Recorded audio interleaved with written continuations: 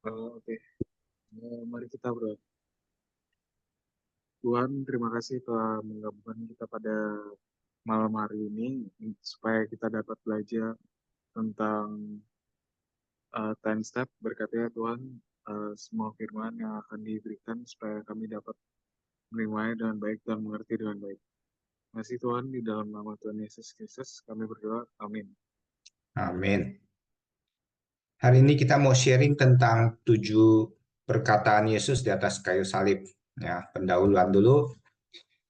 Pertama-tama kita melihat bahwa kedatangan Yesus ke dunia ini sudah merupakan salib. Kenapa? Kita coba baca 2 ayat ini. Siapa yang baca hari ini? Aku yang baca Om.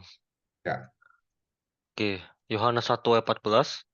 Firman itu telah menjadi manusia dan diam di antara kita, dan kita telah melihat kemuliaannya, yaitu kemuliaan yang diberikan kepadanya sebagai anak tunggal Bapa, penuh kasih karunia dan kebenaran. ya. Filipi 2, 5-8. Filipi 2:5-8. Hendaklah kamu dalam hidupmu bersama menaruh pikiran dan perasaan yang terdapat juga dalam Kristus Yesus, yang walaupun dalam rupa Allah, tidak menganggap kesetaraan dengan Allah itu sebagai milik yang harus dipertahankan, melainkan telah mengosongkan dirinya sendiri dan mengambil rupa seorang hamba, dan menjadi sama dengan manusia. Dan dalam keadaan sebagai manusia, ia telah merendahkan dirinya dan taat sampai mati, bahkan sampai mati di kayu salib. Ya, di sini kan bilang Allah. Terus dia menjadi apa? Manusia kan. Firman telah menjadi manusia. Jadi dari sini kita bisa melihat Tuhan Allah yang tidak dibatasi oleh ruang dan waktu menjadi manusia yang ada ruang dan ada waktu. Ya, itu pun merupakan sesuatu yang sangat menderita. Makanya kita hidup di dunia ini banyak susahnya karena kita masih terbelenggu oleh kedagingan. Kalau kita sudah hidup di dalam roh, ya tidak ada waktu dan tidak ada ruang lagi, kita nggak ada beban seperti itu. Makanya bisa dikatakan bahwa Yesus Kristus datang ke dunia ini sudah merupakan salib. Sebelum dia pikul salib pun sudah salib maksudnya. Yesus telah datang dengan kesadaran salib. Jadi dia datang, dia sudah tahu ujung-ujungnya akhir dari hidupnya itu salib. Yohanes 12:27. Yohanes 12:27. Sekarang jiwaku terharu, dan apakah yang akan kukatakan, Bapa, selamatkanlah aku dari saat ini? Tidak, sebab untuk itulah aku datang ke dalam saat ini. Ya, sebentar lagi disalib, ya. Yesus sudah tahu dia datang untuk saat ini gitu. Ya, terus 1 Korintus 15 ayat 3. 1 Korintus 15 ayat 3. Sebab yang sangat penting telah kusampaikan kepadamu, yaitu apa yang telah kuterima sendiri, ialah bahwa Kristus telah mati karena dosa-dosa kita, sesuai dengan kitab suci. Ya, sesuai dengan kitab suci. Berarti kan Yesus adalah firman itu sendiri. Sesuai kitab suci berarti dia sudah tahu dia akan menyelesaikan kehidupannya di dunia ini dengan salib. Ya, jadi Yesus datang dengan kesadaran salib. Salib adalah kemenangan Kristus, ya, bukan kekalahan. Yesus disalibkan bagi dunia itu sesuatu yang merupakan kekalahan. Tapi sesungguhnya secara rohani salib adalah kemenangan Kristus. 1 Korintus 15 56 sampai 57. 1 Korintus 15, 56-57. Sengat maut ialah dosa dan kuasa dosa ialah hukum Taurat. Tetapi syukur kepada Allah yang telah memberikan kepada kita kemenangan oleh Yesus Kristus Tuhan kita. Ya, Yesus datang memberi kemenangan kan? Kolose 2 13 15. Kolose 2, 13-15. Kamu juga, meskipun dahulu mati oleh pelanggaranmu dan oleh karena tidak disunat secara lahiriah, telah dihidupkan Allah bersama-sama dengan Dia, sesudah Ia mengampuni segala pelanggaran kita, dengan menghapuskan surat hutang yang oleh ketentuan-ketentuan hukum mendakwa dan mengancam kita, dan itu ditiadakannya dengan memakukannya pada kayu salib. Ia telah melucuti pemerintah-pemerintah dan penguasa-penguasa yang dan menjadikan mereka tontonan umum dalam kemenangannya atas mereka. Ya, jadi Yesus menang, bukan kalah ya. Kita menyaksikan seperti itu. Juga Yohanes 16:33.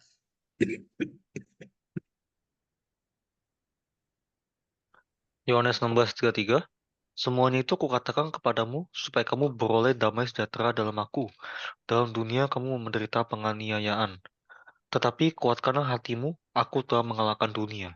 Ya, Yesus datang ke dunia, kembali ke surga, walaupun dengan cara disalib, dia bilang apa? Yesus bilang apa? Aku telah mengalahkan dunia. Ya, jadi salib Yesus adalah kemenangan. Terus kita lihat secara sejarah Yesus disalibkan mulai dari jam 9 pagi sampai jam 3 sore, 6 jam. Ya. Terus 6 jam di atas kayu salib merupakan simbol dari 6 hari penciptaan. Ya. Jadi 6 hari penciptaan itu pun dipadatkan dalam 6 jam di atas kayu salib. Karena di atas kayu salib dalam 6 jam itu Tuhan memadatkan 33 tahun pekerjaan umumnya di apa kehidupan dunia, kehidupan Yesus di dunia ini selama 33 tahun itu dipadatkan dalam 6 jam di atas kayu salib. Selama di atas kayu salib, Yesus mengatakan 7 perkataan. 7 perkataan ini adalah firman keselamatan. 7 hari itu menyimpulkan apa? 7 hari penyelesaian penciptaan. Juga 7 kali kata baik pada saat mencipta. Ya, memang Tuhan mencipta dalam 6 hari, hari ketujuh selesai kan? Selesai, jadi sudah selesai 7 hari. Nah, di dalam 7 hari itu Tuhan menciptakan dunia ini dalam 6 hari. Tapi ada 7 kata baik pada saat penciptaan 6 hari itu. Selama 6 hari itu ada 7 kata baik. Kita lihat satu persatu. Kejadian 1 ayat 4. Kejadian 1 ayat 4, Allah melihat bahwa terang itu baik, lalu dipisahkannya terang itu dari gelap. Ya, satu baik terus ayat 10. Ayat 10, lalu Allah menamai yang kering itu darat, dan kumpulan air itu dinamainya laut. Allah melihat bahwa semuanya itu baik. 2 ya, ayat 12. Ayat 12, tanah itu menumbuhkan tunas-tunas muda, segala jenis tumbuh-tumbuhan yang berbiji, dan segala jenis pohon-pohonan yang menghasilkan buah yang berbiji. Allah melihat bahwa semuanya itu baik. 3 terus 18. Dan untuk menguasai siang dan malam, dan untuk memisahkan terang dari gelap, Allah melihat bahwa semuanya itu baik. Ya, 4 terus Maka Allah 21 menciptakan 21. binatang-binatang, ayat 21, maka Allah menciptakan binatang-binatang laut yang besar dan segala jenis makhluk hidup yang bergerak, yang berkeriapan dalam air, dan segala jenis burung yang bersayap. Allah melihat bahwa semuanya itu baik. Ya, terus 25. Ayat 25, Allah menjadikan segala jenis binatang liar dan segala jenis ternak dan segala jenis binatang melata di muka bumi. Allah melihat bahwa semuanya itu baik.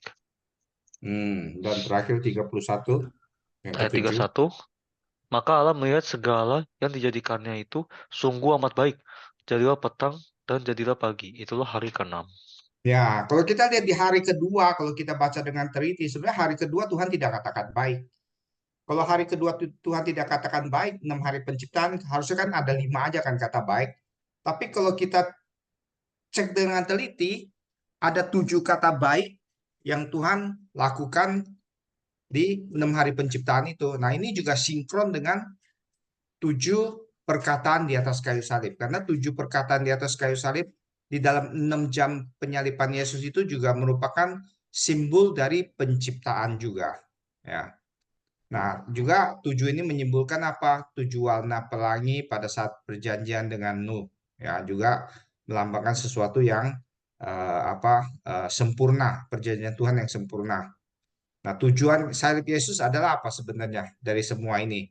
Ya, tujuan salib Yesus adalah pengampunan dosa yang sempurna, karena angka 7 merupakan angka yang sempurna.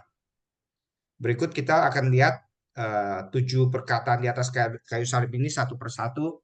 Jadi 7 perkataan di atas kayu salib ini dibagi menjadi 2 lagi ya. 3 firman itu dikatakan oleh Yesus dari jam 9 sampai jam 12. Karena kan Yesus disalibkan dari jam 9 pagi sampai jam 3 sore.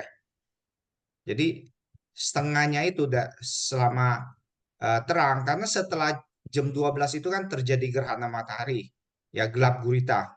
Jadi selama jam 9 sampai jam 12, selama ada matahari, ada cahaya terang, itu Yesus mengatakan 3 firman.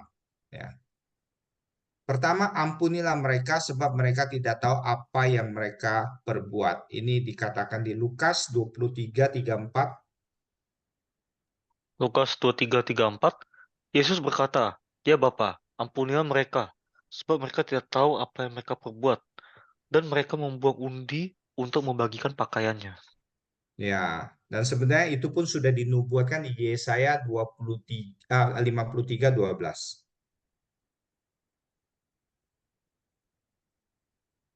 Yesaya 53:12, "Sebab itu aku akan membagikan kepadanya orang-orang besar sebagai rampasan, dan ia akan memperoleh orang-orang kuat sebagai jarahan, yaitu sebagai ganti karena ia telah menyerahkan nyawanya ke dalam maut, dan karena ia terhitung di antara pemberontak-pemberontak, sekalipun ia menanggung dosa banyak orang dan berdoa untuk pemberontak-pemberontak."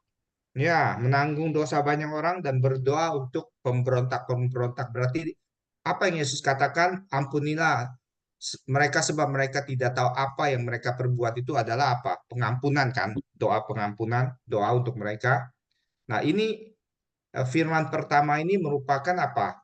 Kayu salib, doa pengampunan, doa terhadap orang yang sudah menghujat dia, memukul dia, meludahi dan menyalibkan dia. Dan kalau kita lihat tensesnya itu, eh, pada saat Tuhan mengatakan ampunilah mereka, itu ditulis dalam continuous tense. Jadi berarti bukan sekali, berkali-kali setiap ada orang melakukan sesuatu yang jahat kepada Yesus, Yesus katakan ini. Jadi perkataan ampunilah mereka sebab mereka tidak tahu apa yang mereka perbuat tidak hanya satu kali dikatakan, tapi berkali-kali setiap orang melakukan itu Yesus mengatakan hal ini. Nah, ini adalah doa, ya. Kita karena doa ini kita ada harapan, ya. Karena Yesus selalu mengampuni kita, selalu mengampuni kita. Dan pada saat kita tahu bahwa Yesus selalu mengampuni kita, kita harus apa? Bertobat. Nah, pada saat kita bertobat itulah dosa kita bisa diampunin. Yesus mau mengampuni dosa kita, tapi kalau kita tidak mau bertobat, ya dosanya tidak bisa diampuni. Berarti apa? Buat kita sebagai orang Kristen, pertobatan itu adalah hak istimewa karena firman ini. Ya. Yesus mengajarkan untuk mengasihi musuh. Ya. Matius 5:44. Matius 5:44, "Tetapi aku berkata kepadamu, kasihilah musuhmu dan berdoalah bagi mereka yang menganiaya kamu."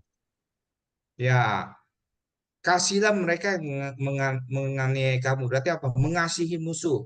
Bagaimana caranya kita bisa mengasihi musuh? Ya dengan ini, apa berpikir bahwa apa mengikuti contoh Yesus Kristus bahwa mereka berbuat dosa karena mereka tidak tahu apa yang mereka perbuat. Mereka tidak mengerti bahwa mereka melakukan ini kepada kita, mereka akan dihukum. Kalau mereka tidak bertobat, mereka akan berakhir dengan tragis. Makanya kita harus mendoakan mereka yang berbuat yang tidak baik kepada kita, ya, karena kita harus tahu bahwa mereka tidak tahu apa yang mereka lakukan. Sebenarnya mereka sedang menuju kepada maut, tapi mereka tidak sadar. Ya. Perkataan kedua masih sangat terang adalah hari ini juga engkau ada bersama-sama dengan aku di Firdaus. Lukas 23:43. Lukas 23:43, kata Yesus kepadanya, "Aku berkata kepadamu, sesungguhnya hari ini juga engkau akan ada bersama-sama dengan aku di dalam Firdaus." Ya, terus kita lihat sudah dinubuatkan juga di Yesaya juga 53, 5 dan 11. Yesaya 53:5, "Tetapi dia tertikam oleh karena pemberontakan kita. Dia diremukkan oleh karena kejahatan kita. Ganjaran yang mendatangkan keselamatan bagi kita ditimpakan kepadanya. Dan oleh bilur-bilurnya kita menjadi sembuh." Ayat Ya, 11. 11. Sesudah kesusahan jiwanya, ia akan melihat terang dan menjadi puas.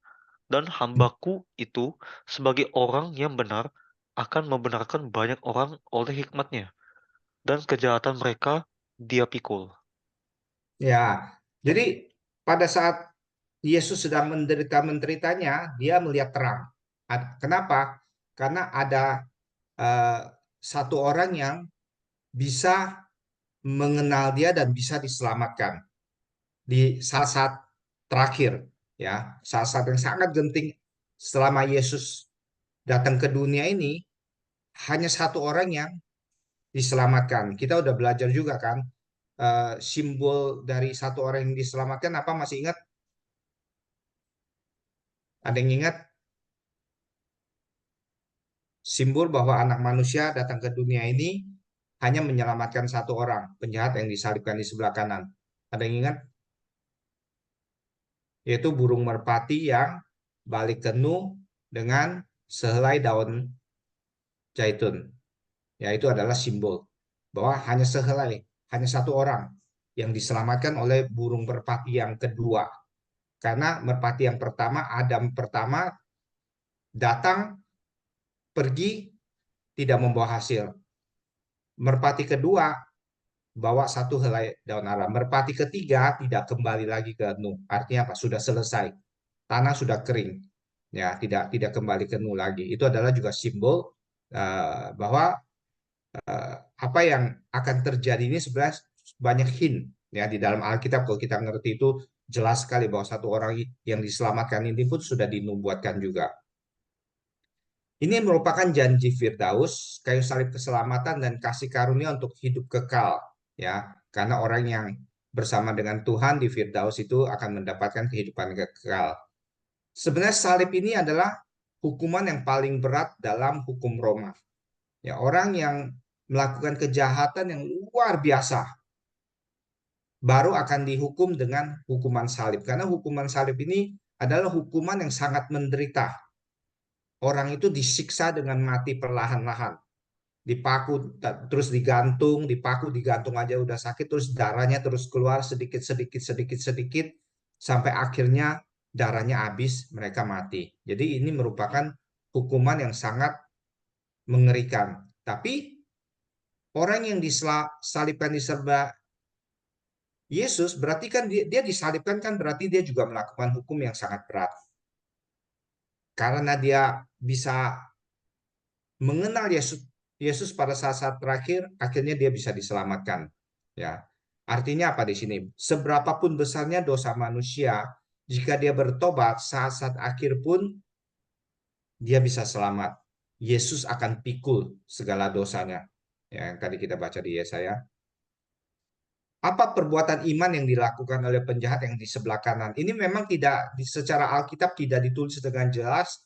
Yang kan Yesus ada di sebelah kiri kanan Yesus ada uh, dua penjahat yang disalib. Memang tidak dikatakan dengan jelas yang sebelah kiri atau yang sebelah kanan dikatakan, tapi pada dasarnya di dalam Alkitab pun sebelah kanan itu yang baik, sebelah kiri itu yang tidak baik. Sebelah kanan berkat, sebelah kiri kutuk. Jadi kita pakai apa ungkapan kanan itu supaya mudah ditangkap aja, bukan benar-benar oh ada tertulis di kanan, tapi memang secara Alkitab pun kanan itu adalah berkat ya. Jadi kita katakan itu sebagai penjahat yang di sebelah kanan. Pertama-tama iman seperti apa sehingga dia bisa dibawa oleh Yesus ke Firdaus adalah bertobat dan mengakui dosa dan juga menginjil. Lukas 23 39 sampai 41. Lukas 23, 39, 41. Seseorang dari penjahat yang digantung itu menghujat dia, katanya, "Bukankah engkau ada Kristus? Selamatkanlah dirimu dan kami." Tetapi seorang menegur dia, katanya, "Tidakkah engkau takut juga tidak kepada Allah, sedang engkau menerima hukuman yang sama? Kita memang selayaknya dihukum, tapi kita menerima balasan yang setimpal dengan perbuatan kita. Tetapi orang ini tidak berbuat sesuatu yang salah." Ya, jadi pertama apa? Kita layak dihukum artinya apa? Dia bertobat. Dia mengakui dosanya. Ya, kita memang layak dihukum. Dan dia juga sedang menginjilin penjahat yang di sebelah kiri itu, ya. Bahwa orang ini tidak ada berbuat sesuatu yang salah. Berarti apa? Dia bisa melihat bahwa Yesus itu adalah seorang yang benar. Ya, dan juga berikut apa? Dia melakukan pengakuan iman kepada Yesus. Ayat 42-nya. Lukas 23 ayat 42. Lalu ia berkata, Yesus, ingatlah akan aku apabila engkau datang sebagai raja. Ya, berarti apa yang bisa kita bayangkan? Bahwa penjahat yang di sebelah kanan itu bukan orang yang tidak pernah ke gereja, tidak pernah belajar firman, tidak pernah dia bukan seorang yang tidak tahu apa-apa tentang Mesias.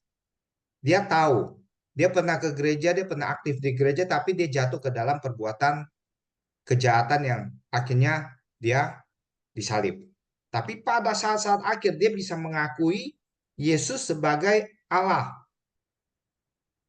Ya, pengakuan di sini, Yesus, ingatlah aku apabila engkau datang sebagai raja, itu dia melihat, dia bisa mengaku dan mengenali Yesus sebagai Allah. Kenapa? Kalau dia tidak punya pandangan seperti itu, bagaimana dia bisa mengatakan ini? Sedangkan dia juga disalib, Yesus juga disalib. Dia sebentar lagi mati, Yesus pun sebentar lagi akan mati. Kalau dia tidak memiliki pandangan bahwa Yesus itu bukan manusia, dia tidak akan katakan ini. Berarti ini adalah apa? Pengakuan iman di hadapan Yesus. Kita pun harus begitu. Kita pun harus memiliki pengakuan iman di hadapan Yesus dan juga kita harus bertobat. Maka kita pun akan menjadi bagian atau tipe dari penjahat yang di sebelah kanan. Karena kita semua adalah penjahat, kita berbuat dosa. Kita semua manusia adalah manusia yang berdosa. Ya, kalau kita mengenali Yesus, kita bertobat, kita menginjilin orang-orang seperti apa penjahat sebelah kanan menginjil yang kiri, kamu ngomong apa kamu? Ya, kita pantas dia ini beda gitu. Itu pun adalah penginjilan kan. Terus perkataan yang ketiga pada saat terang adalah perempuan. Kalau bahasa Indonesianya ibu ini adalah anakmu. Terus inilah ibumu. Ya, bahasa aslinya bukan ibu tapi perempuan. Kita baca Yohanes 19:26-27. Yohanes 19:26-27. Ketika Yesus melihat ibunya dan muridnya dikasihnya di sampingnya, berkatalah ia kepada ibunya, Ibu, inilah anakmu. Ayat 27, kemudian katanya kepada muridnya, inilah ibumu. Dan sejak saat itu, murid itu menerima dia di dalam rumahnya. Ya, jadi apa bahasa Indonesianya bukan ibu ya. Eh, Terjemahnya kurang tepat, harusnya perempuan. Ya, kita lihat Keluaran 20:12.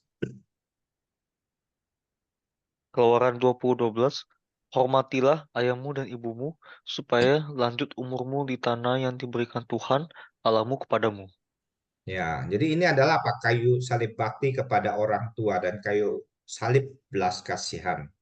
Yesus berbakti dan menunjukkan belas kasihan kepada ibunya pada saat-saat terakhir ya. Ya.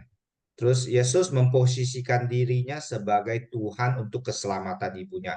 Jadi pada saat Yesus mengatakan perempuan itu bukan karena kurang ajar, tapi dia memposisikan kepada apa ibunya Maria bahwa dia ini adalah Tuhan, makanya panggil ibunya perempuan. Dan Yesus Kristus pertama kali menyebut ibunya perempuan itu di mana? Di perkawinan Kana. Ya, Yohanes 2 ayat 4. Yohanes 2:4, kata Yesus kepadanya, mau apakah engkau daripadaku, ibu, saatku belum tiba. Ya, di sini juga ibu sebenarnya bahasa aslinya bukan ibu, perempuan. Ya, jadi Yesus juga pada saat pelayanan umumnya dimulai, mukjizat pertama yang Yesus bikin adalah di perkawinan Kana dengan mengubah air menjadi anggur. Nah, pada saat itu pun Yesus menggunakan kata perempuan kepada ibunya. Dan Maria selalu ingat dan merenungkan di dalam hatinya hal-hal yang dia tidak mengerti. Ya, Maria selalu merenungkan dan disimpan di dalam hatinya hal-hal yang dia tidak mengerti. Lukas 2:19 dan 51. Lukas 2 ayat 19, tetapi Maria menyimpan segala perkara itu di dalam hatinya dan merenungkannya. Ya, 51. Ayat 51, lalu ia pulang bersama-sama mereka ke Nazaret, dan ia tetap hidup dalam asuhan mereka. dan ibunya menyimpan semua perkara itu di dalam hatinya. Ya, jadi ya buat Maria ini aneh.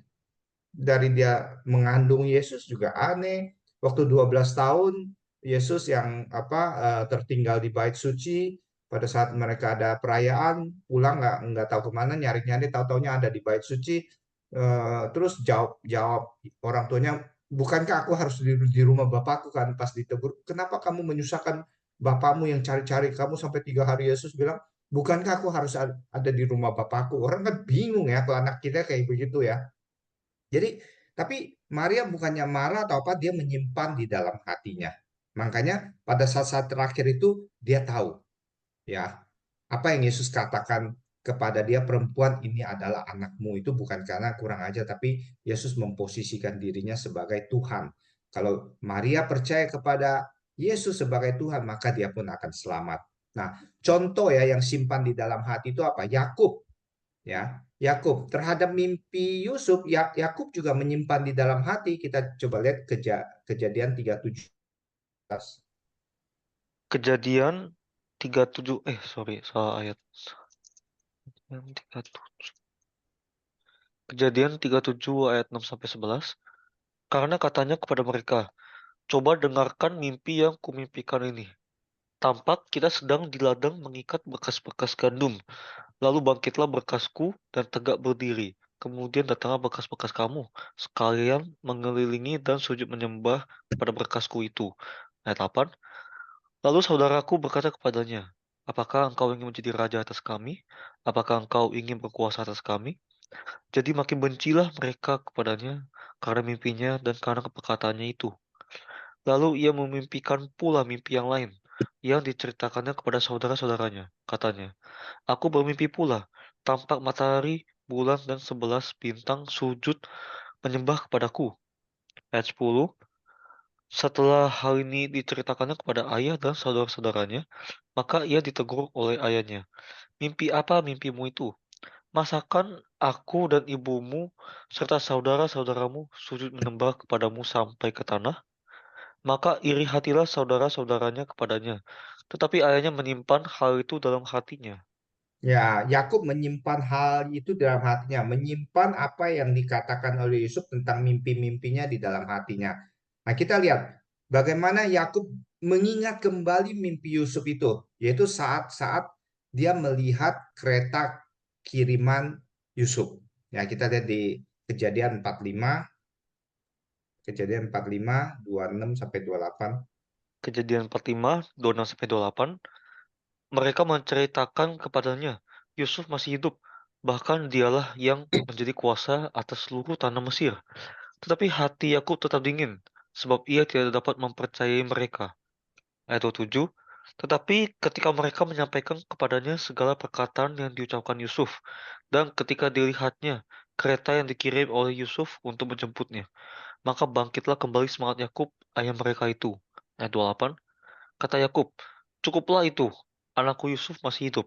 Aku mau pergi melihatnya sebelum aku mati. Ya, di sini dikatakan apa? 27. Tapi ketika mereka, kan pertama di 26 bilang apa? Ya, mereka menceritakan dengan semangat nih. Wah, Yusuf masih hidup. Dia bukannya bukannya orang biasa, bahkan dia itu yang menguasai Mesir segala macam. Walaupun diceritakan seperti itu pun dia bilang apa di sini? Tetapi hati Yakub tetap dingin sebab ia tidak dapat mempercayai mereka. Jadi mereka ngomong apa dia nggak mau percaya. Tapi di ayat 7 lihat. Tapi ketika mereka menyampaikan kepadanya segala perkataan yang diucapkan Yusuf. Kira-kira apa perkataan yang diucapkan Yusuf? Ya tentang mimpinya kan? Ingat gak saudara-saudaraku, kalian dulu menjual aku ke sini, aku kan mimpi. Ya, tentang berkas aku, tentang bintang, ya, bulan yang saya ceritakan kepada kamu. Hal ini terjadi. Makanya saya di Mesir ya dengan posisi sebagai mangku bumi untuk menyelamatkan keluarga kita, untuk menjadi pemimpin gitu.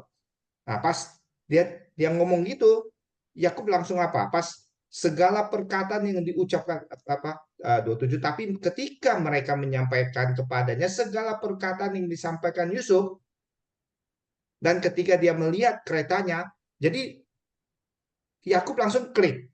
Setelah itu dia udah bilang nggak apa, cukup, nggak usah cerita lagi. Aku tahu anak aku hidup. Berarti apa yang disimpan di dalam hati Yakub itu membuat dia mengerti. Begitupun Maria. Begitupun kita hari ini. Kalau ada firman nih kita tidak mengerti firman ini. Apa ya? Kok aku dijelasin juga nggak ngerti ya? Nggak apa-apa, simpen aja di dalam hati. Satu hari kita akan mengerti. Ya. Jadi Yohanes yang dikasih Yesus itu dijadikan anak Maria. Ya. Yesus anak Maria itu keturunan perempuan kan. Dengan berkata kepada Yohanes, inilah ibumu, berarti apa? Yohanes dijadikan seperti anak Maria. Makanya Yohanes itu adalah apa? Murid yang paling dikasihi oleh Yesus. Dan kalau kita lihat bagaimana Yohanes menulis Injil, itu berbeda dengan tiga Injil yang lain. Tiga yang Injil itu disebut Injil sinopsis, artinya mirip-mirip. Ya, mirip-mirip, ceritanya mirip-mirip walaupun ada perbedaan. Tapi perbedaan itu pada saat kita baca buku sejarah penebusan sudah dijelaskan kenapa di sini tulis sama sini apa berbeda gitu. Ya, tapi Yohanes tidak bercerita tentang sejarah dari awal ini bagaimana, tapi dimulai dengan apa? Pada mulanya adalah firman. Firman itu bersama-sama dengan Allah dan firman itu adalah Allah. Dan kalau kita melihat Injil yang ditulis oleh Yohanes ini adalah Injil yang lebih dan sangat bersifat rohaniah daripada tiga Injil sinopsis yang lain. Nah, kita pun harus menjadi yang dikasihi Yesus untuk menerima benih ilahi agar kita bisa menghasilkan buah-buah rohani. 1 Petrus 1, 2, 3. 1 Petrus 1, 2, 3. Karena kamu telah dilahirkan kembali bukan dari benih yang fana, tetapi dari benih yang tidak fana, oleh firman Allah yang hidup dan yang kekal. Ya, benih yang fana itu apa? Firman kan? Jadi dengan menjadikan kita menjadi anak perempuan, keturunan jadi keturunan perempuan, berarti kita sudah bukan benih laki-laki lagi kan? Kita sudah menjadi keturunan perempuan. Ya, sama seperti Yesus posisinya secara rohani. 1 Yohanes 3:9. 1 Yohanes 3:9.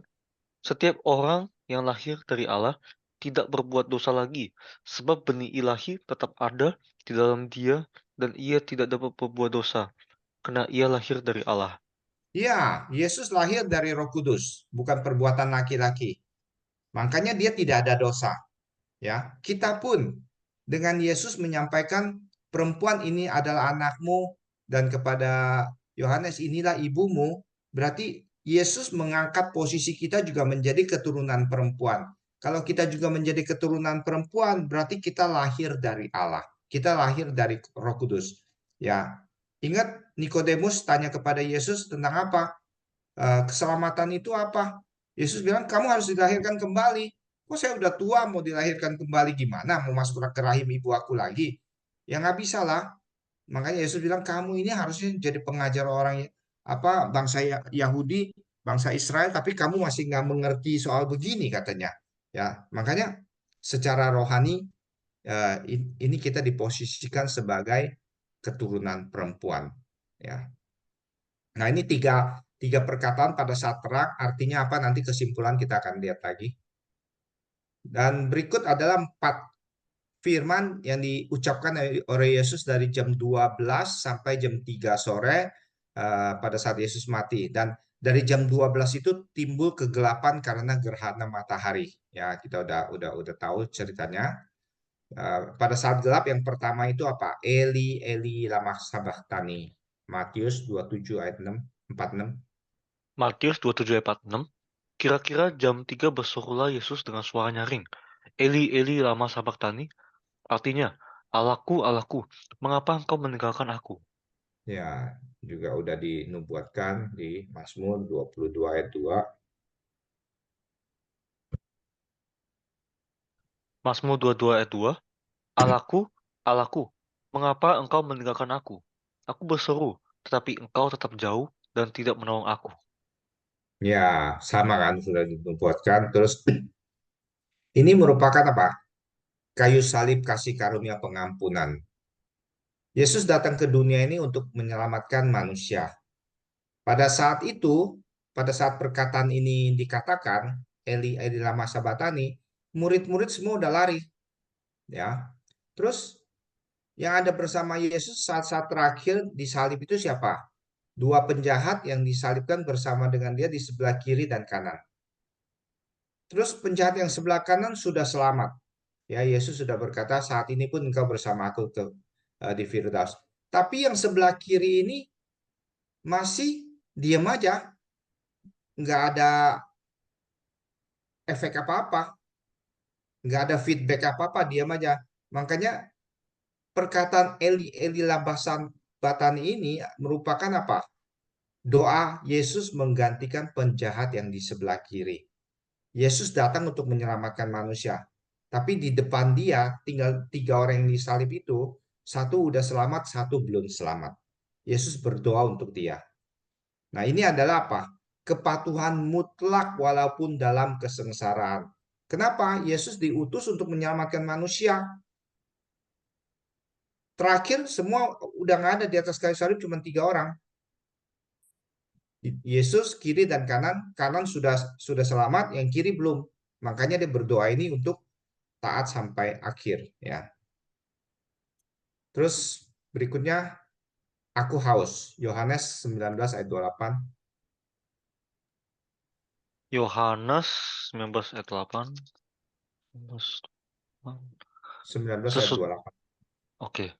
Sesudah itu, karena Yesus tahu bahwa segala sesuatu telah selesai, berkatalah ia, supaya genaplah yang ada tertulis dalam kitab suci. Aku haus. Ya. Terus Mazmur 69 ayat 22. Mazmur 69 ayat 22. Bahkan mereka memberi aku makan racun, dan pada waktu aku haus, mereka memberi aku minum anggur asam. Ya, kan terjadi seperti itu kan di salib. Ini adalah salib kesengsaraan. Mengapa? Karena Yesus datang untuk memberi air hidup kepada manusia. Yohanes 4, 13-14. Yohanes 4, 13-14. Jawab Yesus kepadanya, barang siapa minum air ini, ia akan haus lagi. Tetapi barang siapa minum air yang akan kuberikan kepadanya, ia tidak akan haus untuk selama-lamanya. Sebaliknya, air yang akan kuberikan kepadanya akan menjadi mata air di dalam dirinya, yang terus-menerus memancar sampai kepada hidup yang kekal. Ya, harusnya Yesus kan air hidup. Tapi kenapa dia bilang haus? Karena manusia tidak bisa terima air hidup dari Yesus. Air hidup itu tidak bisa keluar. Kalau orang tidak terima, dia tidak bisa keluar. Sama juga seorang ibu, kalian masih muda-muda ya, nanti yang perempuan kalau udah kawin, punya anak atau dengar dari saudara yang sudah punya anak, mungkin nanti akan tahu kalau air susu ibu itu kalau tidak diminum oleh baby, si bayi, tidak mau minum ASI, ASINya akan berhenti. Tapi kalau si baby itu pinter minum susu, susunya akan keluar banyak. ASINya, air susu ibunya akan keluar banyak. Nah, ini seperti itu juga. Firman pada saat kita mau memberitakan firman kepada seseorang yang memang haus mau belajar, wah kita bisa kasih tahu banyak. Firman kita juga nggak tahu kenapa kita bisa ngomong begitu. Itu karena apa? Roh Kudus membimbing kita untuk mengatakan sesuatu yang dia perlu gitu. Kadang-kadang kita nggak sadar kenapa kita ngomong itu. Tadi kenapa saya kenapa lagi ngomong ini ya? Kadang-kadang kalau kita lagi excited, orang itu mau terima firman, kita mau memberitakan firman sampai kenapa ya tadi saya ngomong ngomong ini ya. Nah, karena apa? Karena Roh Kudus membimbing kita, membuat kita untuk mengatakan mengatakan sesuatu firman yang orang itu butuhkan. Itulah pekerjaan Roh Kudus. Ya, jadi karena manusia nggak bisa terima firman, air kehidupan, makanya air itu nggak bisa keluar. Maka Yesus secara rohani itu kehausan. Nah, karena haus, kalau kita haus kan sengsara kan. Misalnya kita pergi kemana nggak ada air minum di padang gurun, itu sengsara sekali. Jadi ini adalah kesengsaraan rohani karena tidak bisa firmannya tidak bisa diterima oleh manusia. Efeknya apa? Menjadi kesengsaraan jasmani Yesus Kristus secara harafiah. Dia menjadi haus. Untuk mengikuti Yesus itu kan jalannya sempit, maka ada banyak penderitaan. Ya, kita lihat Matius 7, 13 sampai 14. Matius 7, 13-14. Masuklah melalui pintu yang sesak itu, karena lebarnya pintu dan luasnya jalan yang menuju kepada kebinasaan, dan banyak orang yang masuk melaluinya. Karena sesaklah pintu dan sempitlah jalan yang menuju kepada kehidupan, dan sedikit orang yang mendapatinya. Ya, makanya pada saat kita mau melakukan penginjilan itu pun susah karena orang susah terima firman yang benar. Orang lebih senang terima firman yang enak didengar daripada kebenaran firman Tuhan. Ya, makanya ini adalah kesengsaraan juga. Tapi kesengsaraan ini adalah baik untuk orang yang ingin diselamatkan.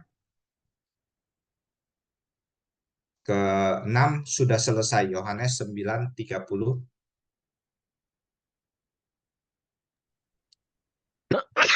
Yohanes 19 ayat 30. Sesudah Yesus meminum anggur asam itu, berkatalah ia, sudah selesai.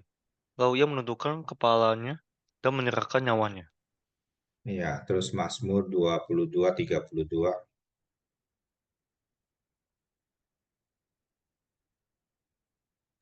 Mazmur 22 ayat 32. Mereka akan memberitakan keadilannya kepada bangsa yang akan lahir nanti, sebab ia telah melakukannya. Ya, telah melakukannya ini adalah apa? Sudah selesai. Bahasa aslinya sama. Sudah selesai dan telah melakukannya ini bahasa aslinya sama. Sudah selesai. Ini adalah apa? Kayu salib kemenangan, kesempurnaan, dan kepuasan sudah selesai. Yesus telah melakukan segala kehendak Bapa dengan sempurna. Maka bagi yang percaya kepadanya akan dibenarkan dan mendapat kemenangan. Galatia 2 ayat 16. Galatia 2 ayat 16.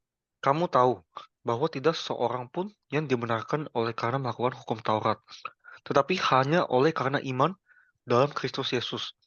Sebab itu kami pun telah percaya kepada Kristus Yesus, supaya kami dibenarkan oleh karena iman dalam Kristus dan bukan karena melakukan hukum Taurat. Sebab Ya, ya, terus. sebab tidak ada seorang pun yang dibenarkan oleh karena melakukan hukum Taurat. Ya, jadi keselamatan itu adalah kasih karunia, kebenaran itu Tuhan yang berikan. Ya, tidak ada seorang pun yang dibenarkan karena melakukan hukum Taurat. Tidak ada sesuatu pun kita menjadi benar di hadapan Allah karena kita melakukan sesuatu dengan kemampuan dan pikiran kita. Kenapa hukum Taurat? Karena hukum Taurat kan hukum perbuatan. Melakukan selamat, tidak melakukan tidak selamat. Itu adalah hukum perbuatan yang ada di dalam hukum Taurat. Makanya dikatakan kita nggak akan selamat dengan melakukan hukum Taurat karena hukum perbuatan. Maka kita harus melakukan apa? Hukum cinta kasih. Dengan melakukan hukum cinta kasih, kita akan mendapat kasih karunia dari Tuhan dan mendapat keselamatan yang sebenarnya. Juga kita udah belajar bahwa hukum Taurat itu kan bayangan. Bayangan itu apa?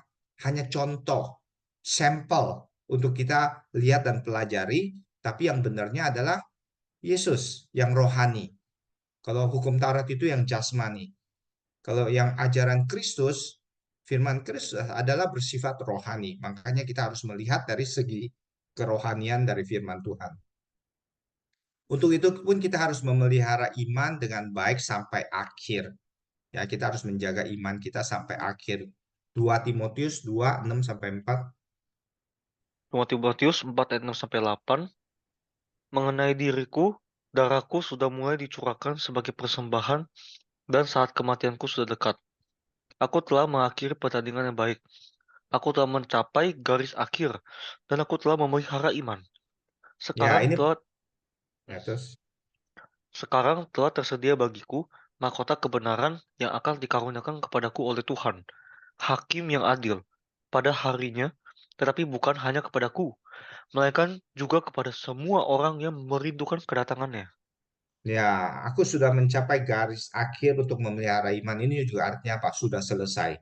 Ya, dan ini bukan hanya untuk Paulus, ini juga untuk kita semua. Ya, jadi kita harus bertahan sampai akhir. Yang terakhir, yang ketujuh, ya Bapa, ke dalam tanganmu kuserahkan nyawaku. Lukas 23:46. Lukas 23 ayat 46. Lalu Yesus berseru dengan suara nyaring, "Ya Bapa, ke dalam tanganmu kuserahkan nyawaku." Dan sesudah berkata demikian, ia menyerahkan nyawanya. Ya, terus kita lihat juga di Mazmur 31 ayat 6. Mazmur 31 ayat 6. Ke tanganmu lah kuserahkan nyawaku. Engkau membebaskan aku, ya Tuhan, Allah yang setia. Ya, sudah dinubuatkan juga perkataan ini. Jadi apa yang Yesus katakan di atas kayu salib sebenarnya semua sudah dinubuatkan. Jadi Yesus merangkum itu semua di dalam 7 kata-kata itu menjadi satu apa sih intisari ya, sari-sari dari segala kehendak Tuhan.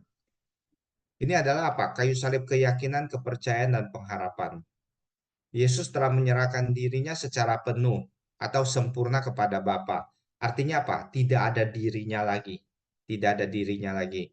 Untuk menjadi pengikut Kristus, kita pun tidak boleh ada diri kita sendiri. Matius 16, 24-25. Matius 16, 24-25. Lalu Yesus berkata kepada murid-muridnya, "Setiap orang yang mau mengikut aku, ia harus menyangkal dirinya, memikul salibnya, dan mengikut aku. Karena barang siapa mau menyelamatkan nyawanya, ia akan kehilangan nyawanya. Tetapi barang siapa kehilangan nyawanya karena aku, ia akan memperolehnya." Ya, jadi nggak boleh punya ada diri kita sendiri kalau mau menjadi pengikut Yesus. Ya, kita harus serahkan kedagingan kita kepada Bapa, artinya apa? Kita pakukan semua kedagingan kita pada salib Kristus. Nah, kesimpulannya, 7 perkataan di atas kayu salib itu memperlihatkan kasih agape Allah yang tiada tara. 3 perkataan pertama ditujukan kepada penjahat di sebelah kanan. Penjahat sebelah kanan itu bukan benar-benar secara harafiah penjahat yang tadi yang Tuhan Yesus bilang apa? Eh, Saat ini juga engkau bersama dengan aku di Firdaus. Tapi ini lebih simbol apa? Orang yang menerima firman Kristus, yang mengenal Yesus Kristus. Orang yang 3 perkataan pertama kan terjadi pada saat terang kan. Orang yang bisa menerima terang. Orang yang sudah terima terang. Yaitu adalah maksudnya penjahat sebelah kanan. Kita baca 2 ayat Mazmur 80:18. Mazmur 80:18. Kiranya tanganmu melindungi orang yang di sebelah kananmu, anak manusia yang telah kau teguhkan bagi dirimu itu. Ya, jadi memang tadi kan waktu itu nggak dibilang kiri kanan, ya. Kenapa kita katakan kanan? Karena dia adalah apa? Kiranya tanganmu melindungi orang yang sebelah kananmu, anak manusia telah apa? Anak manusia yang telah kuteguhkan bagi dirimu. Ya, jadi ini sama dengan apa? Yang sebelah kanan yang pergi ke Firdaus dengan Yesus. Kita baca lagi Matius 25:33. Matius 25 ayat 33. Dan ia akan menempatkan domba-domba di sebelah kanannya dan kambing-kambing di sebelah kirinya. Ya, artinya apa? Kanan itu hanya sebagai simbol yang diberkati kan tadi. Ya, makanya kita bilang penjahat sebelah kanan, orang yang terima terang. Nah, bagi orang yang percaya kepada firman Kristus saat terang, ini apa? Ampunilah mereka sebab mereka tidak tahu apa yang mereka perbuat. Ya, jadi apa? Orang ini yang sudah terima terang itu harus apa? Tahu yang baik dan kehendak Allah. Roma 12 ayat 2. Roma 12 ayat 2. Janganlah kamu menjadi serupa dengan dunia ini, tetapi berubahlah oleh pembaharuan budimu, sehingga kamu dapat membedakan manakah kehendak Allah, apa yang baik, yang berkenan kepada Allah, dan yang sempurna. Ya, jadi kita harus menjadi orang kalau kita di posisi sebelah kanan, kita semua kan penjahat karena penjahat itu yang ada dosa kan, kita semua orang berdosa. Tapi kita yang di sebelah kanan, kita yang diberkati, yang sebelah kanan itu yang diberkati, yang terima firman, yang terima terang, ya. Kita harus tahu segala kehendak Tuhan yang baik. Terus hari ini juga engkau bersama-sama dengan aku di Firdaus. Artinya apa? Tidak turut dalam hukuman. Pindah dari maut kepada hidup. Yohanes 5 ayat 24. Yohanes 5 ayat 24. Aku berkata kepadamu, sesungguhnya barang siapa mendengar perkataanku dan percaya kepada Dia yang mengutus aku, ia mempunyai hidup yang kekal dan tidak turut dihukum, sebab ia sudah pindah dari dalam maut ke dalam hidup. Ya, terus satu lagi kita lihat lagi, baru nanti kita coba renungkan lagi ya. Perempuan ini adalah anakmu, inilah ibumu. Ini menjadi bagian dari orang yang melakukan kehendak Bapa. Matius 12:50. Matius 12:50. Sebab siapapun yang melakukan kehendak Bapakku di sorga, dialah saudaraku laki-laki, dialah saudaraku perempuan, dialah ibuku. Ya kan? Yesus Kristus adalah apa? Seorang anak dari keturunan perempuan kan? Dengan mengatakan itu berarti apa? Kepada orang yang percaya kepada dia, memang yang disimpulkan itu Yohanes. Ya, jadi kita yang juga terima Kristus, terima terang firman Kristus, kita pun akan menjadi saudara-saudara Kristus. Kenapa? Allah menjadi Bapa kita, Yesus anak Allah. Kalau kita percaya Kristus, kita pun menjadi anak Allah. Berarti kita adalah saudara-saudara Kristus. Nah, dari sini kita melihat lagi, kita renungkan lagi sekali lagi dari 3 firman pada saat terang, untuk orang yang sudah terima firman, untuk orang yang sudah terima terang Kristus, apa kita harus tahu kehendak Tuhan dengan apa? Mengampuni orang. Ya, mengampuni orang itu juga intinya sebenarnya apa? Kasih. Dan kalau kita memiliki kasih, kita sudah pindah dari maut kepada hidup. Karena kita sudah pindah dari maut kepada hidup, ini juga menyimpulkan apa? Dari kehidupan kedagingan, jasmani menjadi kehidupan rohani. Allah itu adalah roh. Kalau kita sudah menjadi kehidupan rohani, berarti kita juga adalah anak-anak Allah yang adalah roh. Ya, bisa nangkap ya. Jadi orang yang sudah di posisi terang, yang sudah terima Kristus, dia tahu kehendak Allah.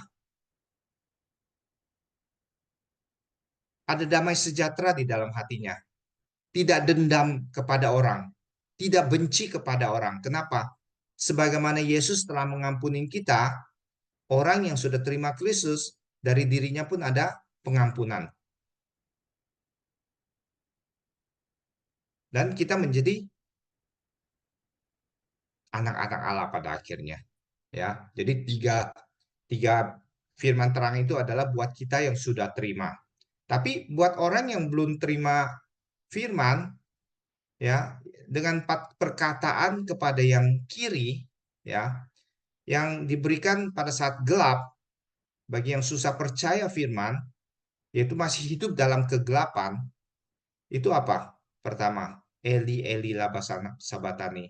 Doa agar tidak ditinggalkan Allah. Itu juga ada di Mazmur 38, 22, 23.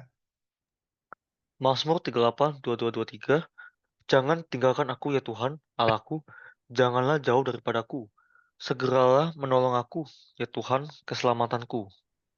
Ya, sama kan? Apa maksudnya? Nggak hanya di ayat yang tadi aja Eli Eli lama sabatani, tapi banyak ayat yang juga menubuatkan tentang Eli Eli lama sabatan ini. Aku haus, doa agar mendapat air kehidupan. Yohanes 4:14. Yohanes 4:14. Tetapi barang siapa minum air yang akan kuberikan kepadanya, ia tidak akan haus untuk selama-lamanya. Sebaliknya, air yang akan kuberikan kepadanya akan menjadi mata air di dalam dirinya, yang terus-menerus memancar sampai kepada hidup yang kekal. Amin. Sudah selesai doa agar berharap sampai akhir Matius 28:20. Matius 8:20. Dan ajarlah mereka melakukan segala sesuatu yang telah kuperintahkan kepadamu. Dan ketahuilah, aku menyertai kamu senantiasa sampai kepada akhir zaman. Ya, Tuhan berjanji, ya, Yesus berjanji akan menyertai kita sampai akhir zaman. Dan satu lagi, ya Bapa, ke dalam tanganmu kuserahkan nyawaku. Ini doa agar nyawa selamat. Markus 8:35. Markus 8:35. Karena siapa yang mau menyelamatkan nyawanya, ia akan kehilangan nyawanya. Tapi barang siapa kehilangan nyawanya karena aku dan karena Injil, ia akan menyelamatkannya. Ya, jadi ini terhadap orang yang belum terima firman, ya, belum terima firman.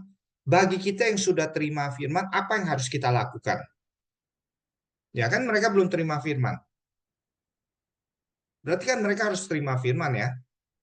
Sedangkan yang diterang itu yang sudah terima firman harus menolong yang belum terima firman. Kita yang sudah terima firman kepada teman-teman saudara-saudara kita ya atau orang-orang sekeliling kita, tetangga kita siapapun, kita harus apa? Selalu mendoakan mereka agar mereka tidak ditinggalkan oleh Allah. Kalau mereka tidak kembali kepada Allah, mereka akan ditinggalkan oleh Allah. Ya, makanya kita harus menginjil. Kita harus menginjil. Dan sebenarnya kalau kita lihat orang yang tidak punya firman, dia akan selalu haus. Artinya apa? Orang yang hidup tidak ada firman, hidup dalam keserakan, nafsu kedagingan. Apapun diberikan kepada dia tidak pernah puas. Punya 100 mau 1000, punya 1000 mau sejuta, punya sejuta mau 100 juta, punya 100 juta mau 1 M, punya 1 M mau 100 M, punya 100 M mau 1 T, punya 1 T mau 100 T. Dan seterusnya, dan seterusnya. Manusia yang tidak punya firman, itu selamanya tidak pernah ada puas berapapun mereka dapat. Mereka tidak bisa bersyukur. Ya, makanya kita harus berdoa agar mereka bisa bertemu dengan air hidup. Dengan kita memberitakan firman, kita sendiri menjadi air hidup bagi dia, supaya dia yang haus, yang hidup di dunia ini walaupun kaya raya, mereka hidup dalam tidak ada kepuasan, itu bisa dipuaskan karena firman. Ya, kita yang sudah terima terang, itu adalah tugas kita. Dan sudah selesai. Ya, Yesus menyertai kita sampai akhir zaman. Artinya apa? Untuk apa Yesus menyertai kita? Ya untuk menginjilkan, pergilah beritakan firman sampai ke ujung dunia. Ya, sebelum Yesus pergi pun, amanat agung pun suruh kita pergi membaptis semua orang, menjadikan semua orang murid-murid Yesus, anak-anak Allah. Kita harus bertahan sampai akhir. Kita harus memposisikan diri sebagai terang bagi orang lain sampai akhir. Dan kita berharap sebelum akhir ini datang, teman-teman kita pun punya harapan untuk bisa kembali menjadi terang juga. Menjadi 3 perkataan yang pertama. Dan yang terakhir, kita serahkan semua ke dalam tangan Tuhan. Kita tidak ada diri kita lagi, tidak ada kedagingan kita lagi. Dan kita juga berharap sampai saat-saat terakhir, orang yang di sebelah kiri pun bisa mengambil posisi penjahat yang di sebelah kanan. Last minute dengan kasih karunia Roh Kudus, firman yang mereka dengar dari kita, mereka pada saat-saat genting itu bisa dipindahkan dari posisi kiri menjadi kanan. Karena itulah kehendak Tuhan. Datang untuk menyelamatkan manusia, karena manusia belum siap, Tuhan harus kembali, tapi Tuhan memberikan Roh Kudus kepada kita hari ini untuk bisa mengerti segala rahasia dan kehendak Tuhan, dan untuk bisa menyelesaikan segala pekerjaan yang belum selesai dilakukan oleh Yesus 2000 tahun yang lalu, dan kita harus menyelesaikannya. Kita adalah pelari estafet terakhir kan. Kita yang membawa tongkat estafet terakhir, kita harus menyelesaikan semua pekerjaan yang Tuhan inginkan. Ayat terakhir kita baca Matius 25 31 sampai 34. Matius 25, 31-34. Apabila anak manusia datang dalam kemuliaannya dan semua malaikat bersama-sama dengan dia, maka ia akan bersemayam di atas tata kemuliaannya. Lalu semua bangsa akan dikumpulkan di hadapannya, dan ia akan memisahkan mereka seorang daripada seorang, sama seperti gembala memisahkan domba dari kambing. Dan ia akan menempatkan domba-domba di sebelah kanannya dan kambing-kambing di sebelah kirinya. Dan raja itu akan berkata kepada mereka yang di sebelah kanannya, "Mari, hai kamu yang diberkati oleh Bapakku, terimalah kerajaan yang telah disediakan bagimu sejak dunia dijadikan." Ya, jadi kita yang sudah di sebelah kanan, yang sudah terima firman, harus menolong orang yang di sebelah kiri agar mereka bisa pindah ke kanan. Kalau enggak, akhir zaman datang, penghakiman datang, mereka sudah tidak ada kesempatan lagi untuk mendapat keselamatan. Itulah tugas kita yang harus kita ngerti. Itulah pekerjaan yang Yesus lakukan terakhir dengan meninggalkan 7 firman di atas kayu salib, 3 kepada orang yang sudah terima terang, karena 3 itu kan angka angka langit, angka Trinitas, angka rohani, angka orang yang sudah terima firman, dan 4 itu kan angka bumi. Ya, jadi orang yang belum terima firman itu harus kita membawa mereka ke kanan. Ya, itu adalah kesimpulannya. Amin. Sekian. Ada yang mau ditanyakan? Oke, thank you Tua Ameng atas firmannya sharingnya hari ini. Ini ada satu pertanyaan sih Om di slide 2. Coba aku share screen-nya. Oke, bisa lihat Om di screen. Bagaimana kita dapat mengaplikasikan 7 firman kayu salib Yesus dalam kehidupan kita di zaman sekarang? Nah, itu kan udah dijelaskan. Pertama, kita harus memiliki kesadaran bahwa kita nggak boleh berbuat dosa, dan kalau ada orang berbuat dosa kepada kita, kita harus mengampuni. Karena mereka tidak tahu apa yang mereka lakukan. Dan kita harus menjadi seperti penjahat yang sebelah kanan untuk mengerti, mengenal Yesus Kristus. Dengan mengerti, mengenal Yesus Kristus, kita telah dipindahkan dari maut kepada hidup. Saat ini pun kau bersama dengan aku di Firdaus. Dan kita harus menjadi keturunan perempuan. Berarti apa? Kita harus menghilangkan identitas kedagingan kita dengan terima Roh Kudus. Kita tidak lagi menjadi keturunan manusia. Memang kita ada Bapa dan Ibu di dunia ini, kita nggak boleh menyangkal ya. Tapi kita terima firman dan menjadikan kita keturunan ilahi. Allah itu adalah Bapa kita. Nah, itu adalah tiga firman pertama yang kalau kita sudah percaya kepada Yesus dengan benar, kita ada di posisi 3 firman pertama. Tapi kita juga harus nggak berhenti di situ, menolong orang lain dengan 4 firman yang terjadi di gelap itu untuk membantu mereka keluar. Ya, itu yang harus kita jalankan, kita renungkan di dalam kehidupan kita. Oke? Oke, thank you Om. Ada yang mau bertanya lagi? Bisa langsung di-scan barcode-nya atau mungkin ada yang mau tanya langsung juga boleh.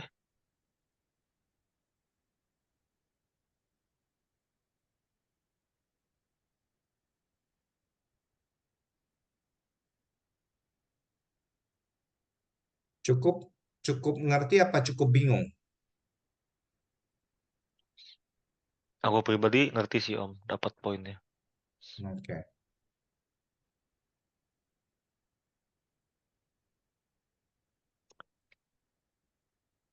Kalau nggak ada, oke ya. Kalau gak ada berarti cukup Om. Oke, yuk kita tutup dengan doa Bapa kami. Oke, Bapa kami yang ada kami di di surga, dikuduskan surga. namamu, datang kerajaanmu, jadilah kehendakmu di bumi seperti di surga. Dari mana kami yang secukupnya, dan kesalahan kami seperti kami juga sahabat kami. Salah Dan kepada jangan kami kami dan jangan cobaan, membunuh tapi paslah kami yang jahat. Karena kami kerajaan kuasa kami sampai. kau sampai selama-lamanya. Amin. Terima Amin. kasih. Amin. Thank you Om. Salam. Thank you teman-teman. Oh iya, untuk kelasnya Oh ya, itu minggu depan libur ya. Minggu depan saya ada kantor ada kick off. Habis itu ada dinner sama kantor. Jadi Jumat minggu depan kita libur 1 minggu ya. oke. Berarti lanjut cuma Oke. minggu depannya Om ya. Ya, ya cuma 1 minggu aja. Oke. Oke. ya. Oke, thank you Om, thank you semuanya.